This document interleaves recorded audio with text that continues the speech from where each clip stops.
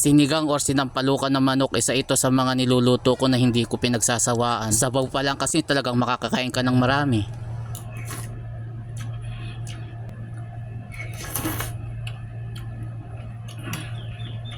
Naglagay lang ako ng sakto taba sa kawali at nang mainit na inilagay ko na yung bawang. Ginisa ko lang yung bawang, continuous lang ako sa ginagawa ko hanggang sa lumabas na yung aroma. Sunod naman nagigisahin ko yung sibuyas. Lulutuin ko nga pala yung mga isa sa mga hilig kong lutuin, yung backbone ng manok. Lagi kong ginagawa yun kapag gusto kong magsabaw. Pero ngayon yung asawa ko naman ang nag-request na magluto ako ng sinampalukang manok. Gusto niyang mag-ulam ng maasim, medyo masakit kasi yung ulo niya. After ko maigisa yung sibuyas at luya na, ilagay ko na nga rin pala yung backbone ng manok. Sinangkotsa ko lang yan ng ilang minuto para mawala yung lansa. Pagkatapos nilagay ko na yung kamatis. Sinabay ko na rin pati yung isang pirasong siling pansigang. At saka ko hinalo, continuous lang ako sa ginagawa ko, at kung sakaling andito ka pa rin at hindi ka pa nakapalo sa akin, pakipalo na lang ako para updated ka sa mga susunod. Hindi na muna ako naglagay ng tubig dyan. Ang ginagawa ko kasi pinahayaan kong kumulo hanggang lumabas yung natural na tubig ng karne ng manok. At saka lumalabas yung sarap ng karne ng manok kapag pinapakuluan sa luya at kamatis. Kapag nag-reduce na yung natural na tubig ng karne, pwede na maglagay ng tubig. Tinansya ko na lang yung daming inilagay ko, tsaka na lang ako mag-a-adjust kung sakaling kulang pa sa tubig. At saka ko naman hinalo para mag-combine lahat yung mga inilagay ko. After ko mahalo, tsaka naman ako naglagay ng powder na paminta. Medyo dinamihan ko yung paglagay para lalong malasa. Wala akong mabiling usbong ng sampalok or yung bunga, kaya yung powder na lang ang inilagay ko. Hindi ko na muna ibinuhos lahat, baka mamaya sumobra naman ng asim. At saka ko naman hinalo para kumalat yung powder na inilagay ko. Tapos naglagay ako ng isang pirasong chicken cubes para lalong lumabas yung sarap. Siguradong nanonood ka pa rin, paki-comment mo naman kung tagasan ka para malaman ko kung saan napapanood yung aking video. At kung pwede, paki-share na rin para dumami makapanood. Mustasa lagi yung ginagamit kong gulay. Masarap kasi kapag nagko-combine yung lasa ng luya at saka ng mustasa. Na-try ko na rin na maglagay ng pechay, pero masarap para sa akin yung mustasa. Gusto ko lang batiin yung mga taga San Jose del Monte, Bulacan, lalo na kay Resty Lasana, Rubina Galicia ng Oriental Mindoro, Bebe Jean Fernandez ng Mindanao, shoutout po sa inyo. At kay Dasuri Plogen II ng Taguig City. Sa mga bagong followers at viewers po, welcome po sa inyo. At kung hindi ka pa nakapalo sa akin, paki-follow na lang ako. At huwag mo na rin kalimutan na i-like and share. Yung iba kasi hindi nakain ng mustasa, kaya pechay na lang yung nilalagay. Pero depende pa rin sa inyo kung ano ang gusto ninyo. Na-share ko lang naman kung bakit mustasa lagi yung ginagamit ko, iba kasi yung lasa. After ko mailubog yung gulay, naglagay na rin naman ako ng pampalasa. Tinansya ko na lang yung inilagay ko, pagtikim ko sakto naman na yung lasa, kaya hindi ko na dinagdagan. Pinainin ko na lang ng kaunti. Paano mga lods, kain muna tayo.